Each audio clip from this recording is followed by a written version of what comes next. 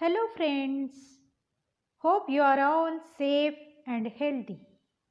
Welcome to Knowledge Treasure Channel. Friends, आज आपण या व्हिडिओमध्ये पाहणार आहोत 10th standard science part 2 lesson number 2 life processes in living organism part 1 यातील पार्ट 4. याआधी आपण ह्या लेसनचे 3 पार्ट्स पाहिलेला आहे. ह्या व्हिडिओजमध्ये आपण पेज नंबर 16 पर्यंतचा सगळे टॉपिक्स कव्हर केलेला आहे. तर या व्हिडिओमध्ये सेल डिव्हिजन यातील मायटोसिस प्रोसेस पाहणार आहोत आणि पार्ट 5 मध्ये मियोसिस प्रोसेस पाहणार आहोत. सो फ्रेंड्स, तुम्ही याआधीचे सर्व व्हिडिओज पाहिला असेल. जर पाहिला नसेल तर ह्या ठिकाणी छोटासा आय बटन आहे, त्यावर जाऊन तुम्ही पार्ट 1, पार्ट 2 आणि पार्ट 3 व्हिडिओज पाहू शकतात. Okay, so friends, late us begin.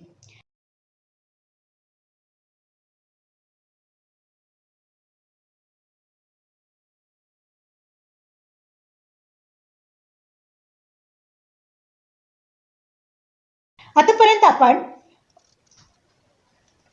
काय पाहिलं होतं तर आपल्या बॉडीमध्ये जे काही वेगवेगळे प्रोसेसेस होत असते, जे काही फंक्शन्स होत असते, तर ते कसे होतात किंवा आपल्या बॉडीमध्ये एनर्जी प्रोडक्शन कसे होते, त्यासाठी कोणत्या पार्ट्स आवश्यक आहे, कोणत्या प्रोसेसेस आवश्यक आहे, त्याची प्रोसेस काय काय असते. त्याच्यानंतर आपण पाहिलं एरोबिक रेस्पिरेशन म्हणजे काय आहे, एनएरोबिक रेस्पिरेशन म्हणजे काय आहे, आपल्या बॉडीमध्ये जे काही विटॅमिन्स असतात, लिपिड्स असतात आणि प्रोटीन्स असतात, ते कशासाठी आवश्यक आहे, तर ते कसे तयार होतात आणि त्याचे आपल्या बॉडीला कसे आवश्यक आहे ते आतापर्यंत आपण बघितलेलं आहे. आता आपण पाहणार आहोत सेल डिव्हिजन. सेल डिव्हिजन म्हणजे काय आहे? एका सेलमधून नवीन सेल्स तयार होणे हे एक एसेन्शियल प्रोसेस आहे. सेल डिव्हिजन अन एसेन्शियल लाईफ प्रोसेस म्हणजे एका सेलमधून नवीन सेल्स तयार होणे हे एक एसेन्शियल प्रोसेस आहे. सो आता सेल डिव्हिजन कशासाठी व्हायला पाहिजे ते जाणून घेण्यासाठी इथे थोडंफार क्वेश्चन्स दिलेला आहे, तर त्याचं उत्तर शोधणे आवश्यक आहे. एकदा उत्तर सापडले की आपल्याला नक्कीच कळेल की सेल डिव्हिजन का व्हायला पाहिजे आणि ते का होते. Okay, let us see. Can you tell? First question, what happens to the cells of injured tissue? First question आहे, जेव्हा आपण खेळताना पडतो तेव्हा आपल्याला लागल्यानंतर ब्लड बाहेर येते किंवा काही बॉडीचे पार्ट्सला स्क्रॅचेस होतात. स्क्रॅचेस झालेला पार्ट आहे किंवा ज्या ठिकाणी ब्लड बाहेर येतो तर त्या ठिकाणीचे सेल्स असतो ते मरतात, म्हणजे त्या ठिकाणीचे सेल्स इंज्युर होतात आणि ते सेल्स इंज्युर झाल्यामुळे आपले स्किन्स तिथे ब्रोक होतात, क्रॅक होतात किंवा थोडासा करचडतात, म्हणजे तिथले जे सेल्स आहे ते डॅमेज होतात. तर आपण काय सांगू शकतो? The cells of injured tissues may damage or die. Second question आहे, whether new cells are form during healing of wound. जखमी बरी होत असताना नवीन सेल्स तयार होतात का? तर होतात. त्याशिवाय ते वुंड कसे काय भरून येणार? जेव्हा त्या वुंडवर नवीन कवर येत असते, म्हणजे जखम ओली असते, जेव्हा आपल्याला रिसेंटली लागला असतो तेव्हा ते ओला असतात. त्याच्यानंतर त्याच्यावरती हळूहळू सिंपल लेयर येते, मग हळूहळू ते लेयरचा परत स्किन तयार होते, मग त्या लेयरचा आतमध्ये स्किन तयार होत असतात. मग तो जो भाग लागलेला आहे तो परत पहिल्यासारखा होते, मग तिथली स्किन तयार होते. मग ते कशामुळे होते? तिथलं स्किन तरी डॅमेज झाले होते तरी जे सेल्स राहिलेले होते ते सेल्स नवीन सेल्स तयार करतात, ते न्यू सेल्स तिथे येतात आणि ते जखम आहे ते भरून येते. सो आपल्याला जेव्हा लागते तेव्हा ते वुंड बरी करण्यासाठी किंवा ते भाग परत पहिल्यासारखा करण्यासाठी आपल्याला नवीन सेल्सचा आवश्यक असते.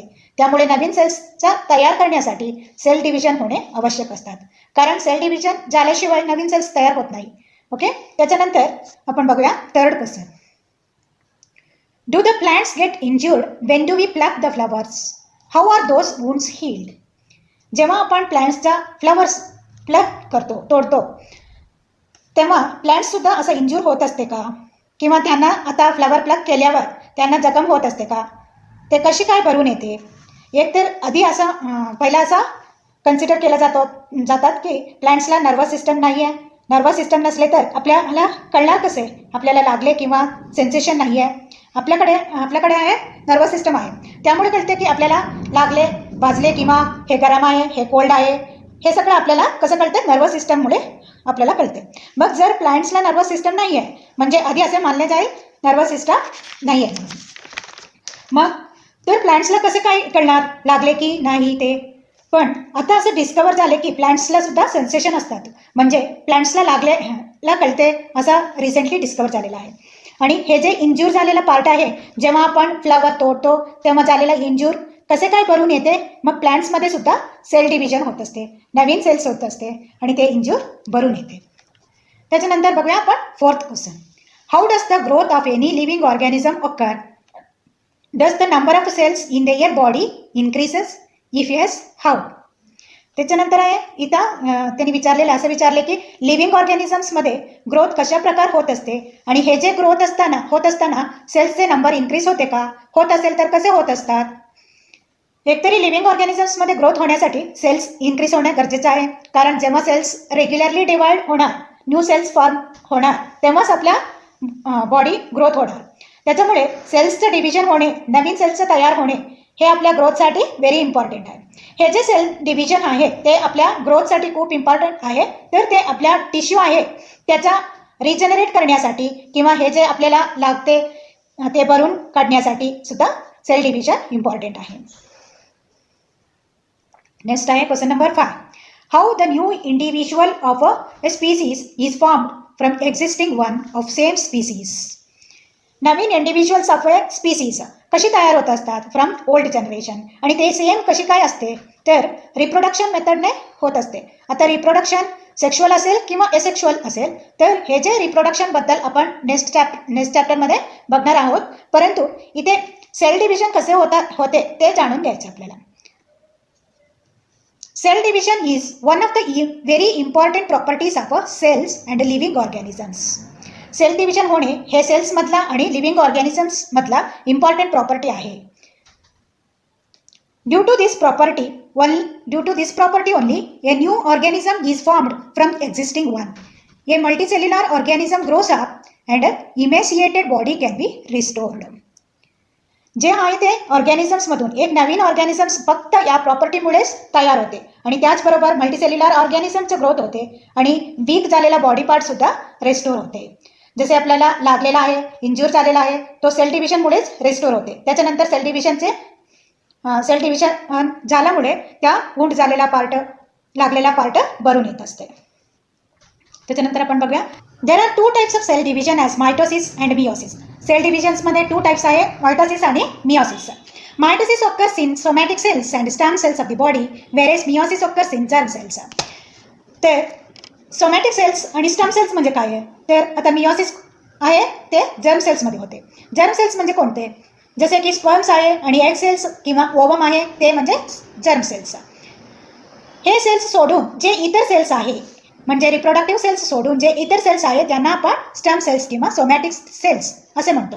मग त्या सेल्समध्ये कुठल्या टाईपचं सेल डिव्हिजन होणार? तर mitosis process through cell division होणार. आणि जर्म सेल्समध्ये मियोसिस प्रोसेस होते. जे सेल्स रिप्रोडक्शन प्रोसेस घडून आणतात ते सेल्स म्हणजे germ cells. Before study of cell division we should know the structural organisation of cell that we have studied earlier.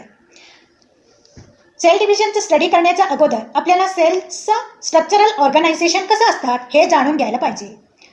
Each cell has a nucleus. Besides other cell organelles are also present. तर प्रत्येक सेलमध्ये एक nucleus असते, त्याचबरोबर other organelles म्हणजे कुठेतरी mitochondria असेल, Golgi bodies असेल, हे सगळं प्रेझेंट असतात. सपोज हे एक सेल आहे, सेलचा सेंटरमध्ये न्यूक्लियस आहे. न्यूक्लियसच्या आउटसाईड सायटोप्लाझम, हे फ्लुइड मटेरियल असतात, तिथे सायटोप्लाझम असते आणि त्याचबरोबर गॉल्गी बॉडीज असेल किंवा मायटोकॉन्ड्रिया सुद्धा इथं प्रेझेंट असतात. Let us study the cell division with the help of this information. ह्या सगळ्या इन्फॉर्मेशनमधून आपण सेल डिव्हिजन कसे होतात ते बघूया. Before any type of cell division, the cell doubles up its chromosome number present in its nucleus. That is, if chromosome number is 2n, it is doubled up to 4n. कोणत्याही प्रकारचं sale division होण्याआधी sale काय करतात, हे न्यूक्लियसमध्ये जे chromosome आहे त्याचा number double करतात. सपोज न्यूक्लियसमध्ये जे क्रोमोसोम आहे ते आपण 2n असं कन्सिडर केले की न्यूक्लियसमध्ये जे क्रोमोसोम आहे हे झालं न्यूक्लियसमध्ये हे जे क्रोमोसोम आहे त्याला आपण 2n असं कन्सिडर केले की 2n असं का, तर हे एक क्रोमोसोम इथं काय झालं, तर हे एक क्रोमोसोम आहे, हे सिंगल क्रोमोसोम आहे, हे जे आहे ते नेक्स्ट क्रोमोसोम आहे. म्हणजे जे क्रोमोसोम हे आहे त्याला आपण काय म्हणतो, n असं म्हणतो. मग हे जे दोन क्रोमोसोम्स एकत्र आहे त्याच्यासाठी आपण काय म्हणतो, 2n असं म्हणतो. सपोज एखाद्या सेलमध्ये म्हणजेच आपल्या बॉडीमध्ये किती क्रोमोसोम्स असणार, 46 क्रोमोसोम असणार, 23 पॅर्स ऑफ अ क्रोमोसोम आहे. तर सेल डिव्हिजनच्या आधी हे 46 क्रोमोसोम्सचा डबल होणार म्हणजे 2n होणार. 46 म्हणजे n क्रोमोसोम्स, त्याचा 2n होणार म्हणजे 46 × 2n. ते किती झाला, 92 क्रोमोसोम्स. टोटल किती, 92 क्रोमोसोम्स तयार करणार. म्हणजे सेल डिव्हिजन होण्याच्या अगोदर आपल्या बॉडीमध्ये 92 क्रोमोसोम्स तयार होणार किंवा 46 पॅर ऑफ क्रोमोसोम्स तयार होणार. ओके, नेक्स्ट आपण बघूया, can you recall what is the shape of chromosome. क्रोमोसोमचा शेप आहे डंबेल शेप, लास्ट इयर आपण शिकलेला आहे. Give its name in the figure. ह्या फिगरमध्ये क्रोमोसोमचा डिफरंट नेम आपण सांगायचं. इथं ब्लँक स्पेसमध्ये फिलअप करायचं. हे झाला क्रोमोसोमचा सेंटरमध्ये काय असतात, सेंट्रोमियर असतात. वरचं हे व्ही शेपमध्ये आहे त्याला आपण काय म्हणतो, PR. खालचं हे व्ही शेपमध्ये आहे त्याला आपण QR असं म्हणतो. हे जे पार्ट आहे त्याला आपण DNA असं म्हणतो. ह्याच्यामध्ये हा जो क्रोमोसोम आहे हे एक क्रोमोसोम आहे, हा जो आहे दुसरा क्रोमोसोम आहे. A pair of each type of chromosome is present in 2n condition, whereas single chromosome of each type is present in n condition, and their structure is like the one shown in the figure given beside. आता हा जो chromosome आहे हा झाला एक part आणि हा झाला दुसरा पार्ट. सरळ करूया आपण. हे झाला एक पार्ट आणि हे झाला दुसरा पार्ट, दुसरा क्रोमोसोम. हे क्रोमोसोम कसं असतात, n क्रोमोसोम. ह्याला आपण काय म्हणतात, n क्रोमोसोम असं म्हणणार. असं दोन क्रोमोसोम एकत्र असल्यामुळे त्याला आपण काय म्हणतात, एक क्रोमोसोम तयार होते, दोन क्रोमोसोम्स मिळून हे जे क्रोमोसोम तयार झाला त्याला आपण काय म्हणणार, 2n असं म्हणणार. तर क्रोमोसोम आहे ते पॅरमध्ये असणार.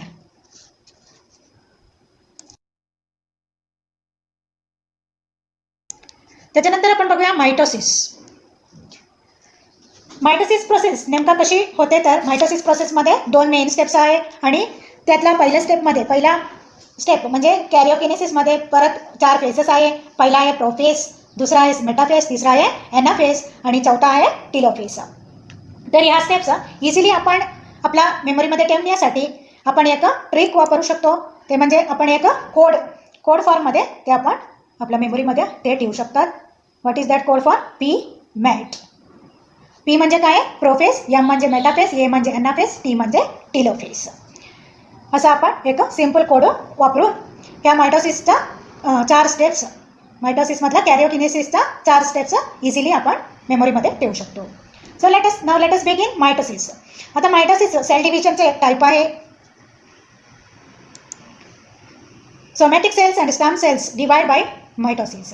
मायटोसिस एका सेल डिव्हिजनचा टाईप आहे. कुठल्या टाईपच्या सेल्समध्ये मायटोसिस टाईपचं सेल डिव्हिजन होणार, तर सोमॅटिक सेल्स आणि स्टॅम सेल्समध्ये मायटोसिस टाईपचा सेल डिव्हिजन होणार.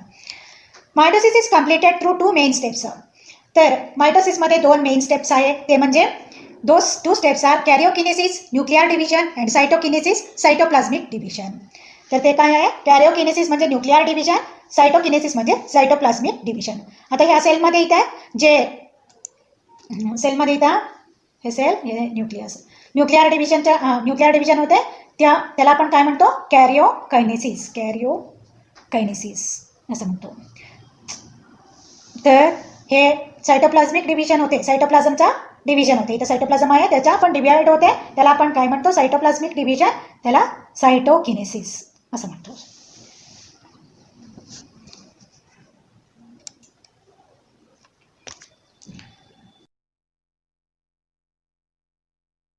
कॅरिओकायनेसिस इज कम्प्लिटेड थ्रू 4 स्टेप्स. कॅरिओकायनेसिस आहे त्याच्यामध्ये सुद्धा 4 स्टेप्स आहे. तर पहिली स्टेप आहे प्रोफेज, दुसरी आहे मेटाफेज, तिसरं स्टेप आहे एनाफेज आणि चौथा आहे टेलोफेज. तर आपण मगाशी सांगितल्यासारखं हे इझिली आपण मेमोरीमध्ये ठेवण्यासाठी कुठला सिम्पल कोड वापरलेला आहे तर PMAT. P म्हणजे प्रोफेज, M म्हणजे मेटाफेज, A म्हणजे एनाफेज, T म्हणजे टेलोफेज. ओके, आता आपण स्टेप बाय स्टेप बघूया. तर फर्स्ट स्टेप आहे prophase. In prophase condensation of basically thin thread like chromosomes starts. Due to this, they become short and thick and they start to appear along with their pairs of sister chromatids. तर प्रोफेजमध्ये काय होतं, हा sale आहे, हा nucleus आहे. न्यूक्लियसच्या outside इथे fluid material आहे, त्याला आपण काय म्हणतो सायटोप्लाझम. आणि हे जे आहे हे क्रोमोसोम्स. तर प्रोफेजमध्ये काय होतं, आता हे जे क्रोमोसोम आहे ते कशाने बनलेलं आहे, तर हे असं क्रोमोसोम्समध्ये असं थ्रेड लाईक स्ट्रक्चर आहे.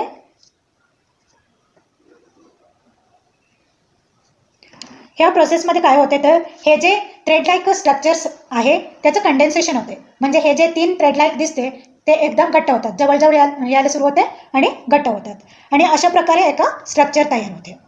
तर ज्याप्रमाणे इथं पी आर्म स्ट्रक्चर आहे तसं घट्ट होतात आणि त्याच्यामुळे असं एकत्र आल्यामुळे शॉर्ट आणि थिक बनतात. ते कसं दिसतात, असं पहिलं ते मायक्रोस्कोपमध्ये दिसत नव्हता, तर आता मायक्रोस्कोपमध्ये दिसायला सुरू होते. त्याच्यानंतर आहे ते पॅरमध्ये कसं दिसायला सुरू होतात, म्हणजे पॅरमध्ये दिसायला सुरू होतात. तर हे जे क्रोमोसोम आहे त्याचा फक्त हा पार्ट म्हणजे सिस्टर क्रोमॅटिड. हा एक क्रोमॅटिड आहे तर हा दुसरा क्रोमॅटिड आहे. ह्या दोघांचं मिळून एक पॅर तयार होते, त्याला आपण क्रोमोसोम असं म्हणतो. आता हा सेलमध्ये न्यूक्लियस आहे. तर ह्या ठिकाणी अजून एक सेंट्रिओल सुद्धा असतात, असं सेंट्रिओल सुद्धा असतात. हे जे सेंट्रिओल आहे ते पण त्याचा एक डुप्लिकेट तयार करतात, असं एक डुप्लिकेट तयार करतात. पहिल्या सेलमध्ये एकच असतात. आता हे सेल 2 सेल्स तयार होणार, मग हा जो सेंट्रिओल आहे त्याचा एक डुप्लिकेट करतो. मग हा जो डुप्लिकेट तयार झालेला सेंट्रिओल अपोजिट पोलमध्ये म्हणजे इथं मूव्ह होते, अपोजिट पोलमध्ये इथं जाणार. आणि जे न्यूक्लिअर मेम्ब्रेन सेलमध्ये हे आहे न्यूक्लिअर मेम्ब्रेन आहे आणि इथं एक न्यूक्लिओलस आहे. हे दोन्ही न्यूक्लिअर मेम्ब्रेन आणि न्यूक्लिओलस आहे ते डिसअपिअर व्हायला सुरू होतात. तर हे झालं प्रोफेज. तर प्रोफेज म्हणजे काय, सेलमध्ये न्यूक्लियस आहे, न्यूक्लियसमध्ये जे क्रोमोसोम असतात ते जनरली फायबर लाईक स्ट्रक्चर असतात, मायक्रोस्कोपमध्ये दिसत नाही. जेव्हा प्रोफेज सुरू होते तेव्हा हे जे क्रोमोसोम्स कंडेन्स व्हायला सुरू होतात आणि शॉर्ट अँड थिक होतात, त्यामुळे मायक्रोस्कोपमध्ये दिसायला सुरू होते. सेंट्रिओलचा डुप्लिकेट तयार होते आणि अपोजिट पोलमध्ये मूव्ह होते आणि न्यूक्लिअर मेम्ब्रेन आणि न्यूक्लिओलस सुद्धा डिसअपिअर व्हायला सुरू होतात. हे झालं प्रोफेज. त्याच्यानंतर सेकंड आहे मेटाफेज. इथं काय होतं बघूया. Nuclear membrane completely disappear in metaphase. Chromosomes complete their condensation and become clearly visible along with their sister chromatids. Nuclear membrane completely disappear होते आणि हा जो क्रोमोसोम्स आहे त्यांचा कंडेन्सेशन कम्प्लीट झालेला आहे, त्याच्यामुळे त्यांच्या सिस्टर क्रोमॅटिड सोबत ते असं क्लिअरली दिसतात. All chromosomes are arranged parallel to the equatorial plane, central plane of the cell. Special type of flexible protein fibers, त्याला अजून एक नाव आहे spindle fibres, are formed between centromere of each chromosomes and both centrioles. इथं तुम्ही बघू शकतात chromosomes एका लाईनमध्ये असं इक्वेटोरियल प्लेनमध्ये अरेंज झालेला आहे आणि ह्या 2 सेंट्रिओलमधून असा स्पिंडल फायबर्स फ्लेक्सिबल प्रोटीन फायबर्सचा तयार होते. ते कुठून पास होते तर क्रोमोसोमच्या सेंट्रोमियरमधून पास होते. तर आता आपण बघूया इथे हे झाला सेल. मेटाफेजमध्ये काय होते, हे झाला सेल, हे झाला न्यूक्लिअर मेम्ब्रेन. न्यूक्लियसच्या आउटसाइड असते त्याला न्यूक्लिअर मेम्ब्रेन म्हणतो. Nuclear membrane completely disappears. हा जो क्रोमोसोम्स आहे त्याचा कंडेन्सेशन कम्प्लीट झालेला आहे, सो त्यांचा सिस्टर क्रोमॅटिड सोबत त्यांनी क्लिअरली दिसतात. आता हे जे क्रोमोसोम्स आहे ते असा इक्वेटोरियलवरती म्हणजे आता आपण बघितलेलं आहे अर्थचा इक्वेटर, त्याच्याबद्दल आपल्याला माहिती आहे. तसेच इथे पण एक असं इमॅजिनरी इक्वेटर तयार होते. इक्वेटर आता हे जे क्रोमोसोम्स आहे ह्या इक्वेटोरियल प्लेनमध्ये असा पॅरलल अरेंज होतात, असा पॅरलली अरेंज होतात. तर त्याच्यानंतर इथे जे सेंट्रिओल्स आहे, आपण दुसरं कलर वापरूया. सेंट्रिओल्स आहे, असा अपोजिट पोल्समध्ये सेंट्रिओल्स आहे. त्या सेंट्रिओल्समधून असं प्रत्येक सेंटर, क्रोमोसोमच्या सेंटरला काय म्हणतो, सेंट्रोमियर. प्रत्येक सेंट्रोमियरमधून जाणार असा स्पिंडल फायबर तयार होते, प्रत्येक क्रोमोसोमचा सेंट्रोमियरमधून असा स्पिंडल फायबर जातात. ते जरा चुकलं, असं तयार होते. हे झालं मेटाफेसमध्ये. म्हणजे मेटाफेसमध्ये काय काय होतं, जेव्हा मेटाफेसमध्ये क्रोमोसोम्स पोचतात त्यावेळेला न्यूक्लिअर मेम्ब्रेन कम्प्लिटली डिसअपिअर होते आणि क्रोमोसोम्स स्पष्टपणे दिसू लागतात.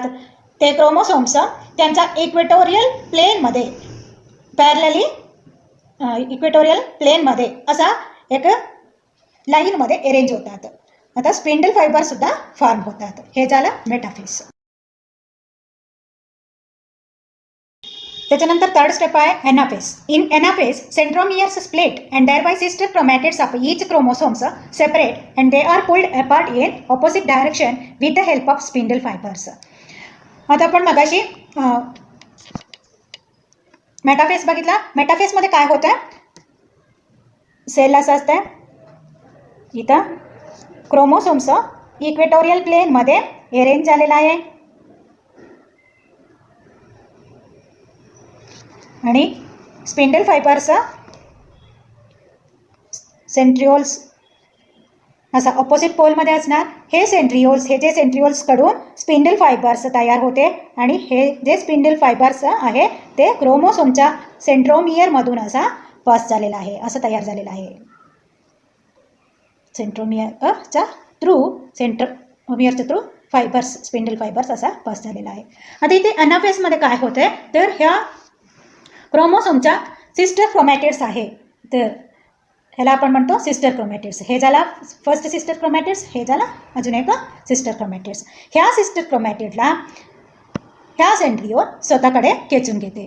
तर ह्या कालच्या सिस्टर क्रोमॅटिडला हे सेंट्रिओल स्वतःकडे खेचून घेते. असं स्वतःकडे खेचून घेताना इथे मध्ये सेंट्रोमियरमध्ये ब्रेक होते. त्यामुळे काय होतं, तर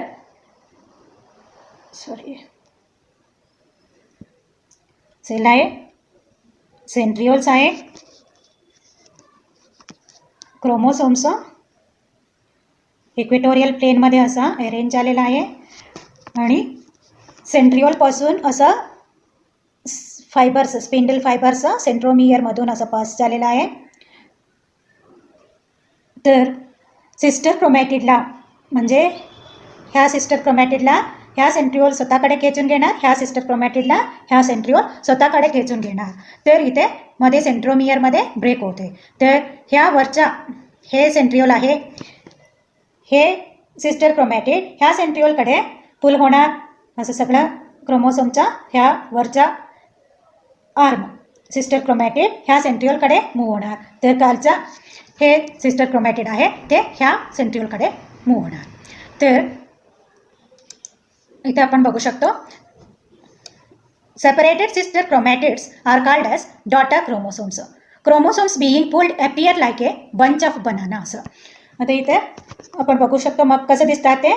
हे सेल आहे, सेंट्रिओल्स आहे, तर क्रोमोसोम्स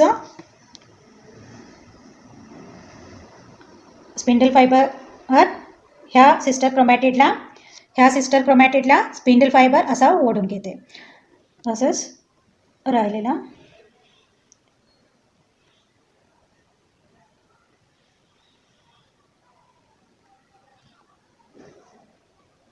असं होतं.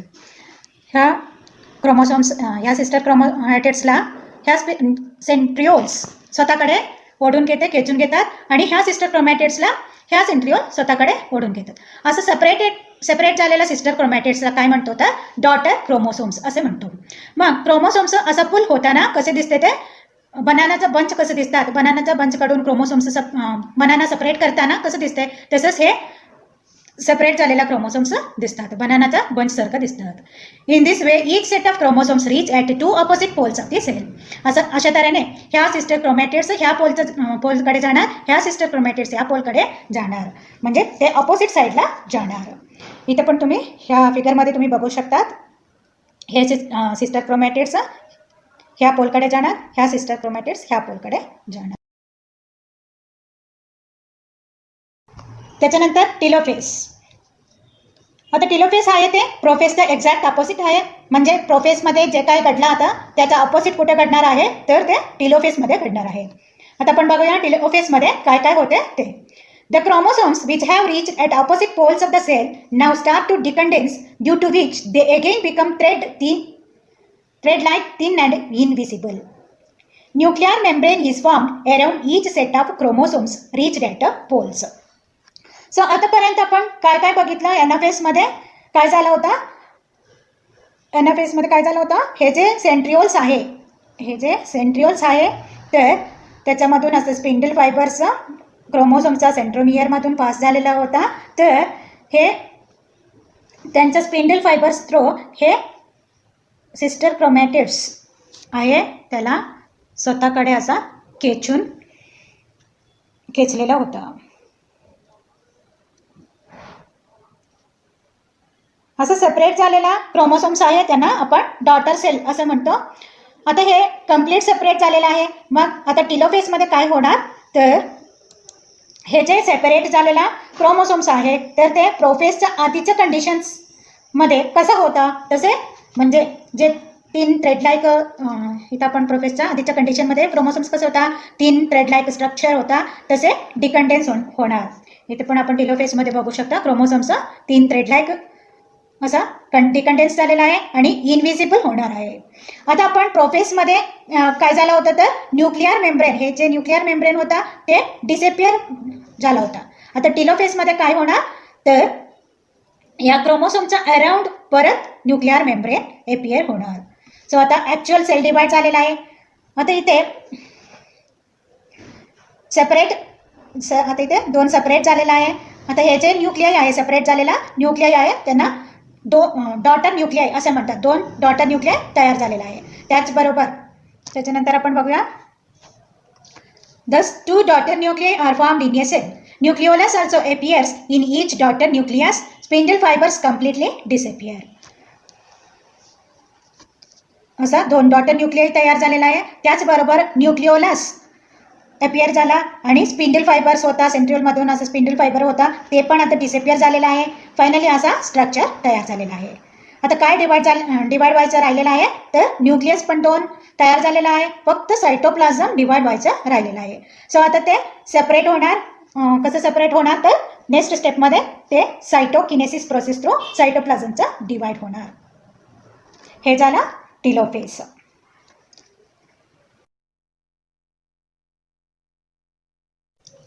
In this way karyokinesis completes and cytokinesis begins. अशा प्रकारे कॅरिओकिनेसिस न्यूक्लिअर डिव्हिजन कम्प्लीट झाला आणि सायटोकिनेसिस सुरू होते. हे लास्ट स्टेप आहे. हे कम्प्लीट झाले तर आपल्याला 2 नवीन सेल्स मिळणार आहे.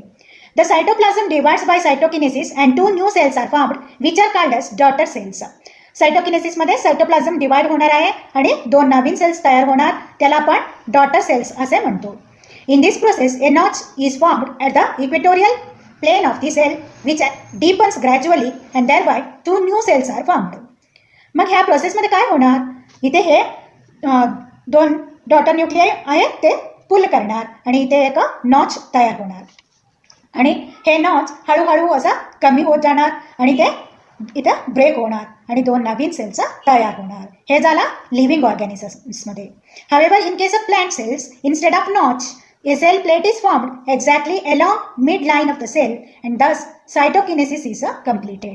आता मग प्लांट्सच्या सेलमध्ये कसे होणार प्लॅन्टमध्ये नॉचच्या ऐवजी काय तयार होणार तर सेल प्लेट तयार होणार. बाकीचे सगळे प्रोसेस आहे तसेच्या तसे आहे. आतापर्यंत जे आपण टिलोफेजपर्यंत आपण बघितलेलं आहे ते सगळं तसेचे तसे प्लॅन्टमध्ये सुद्धा होणार.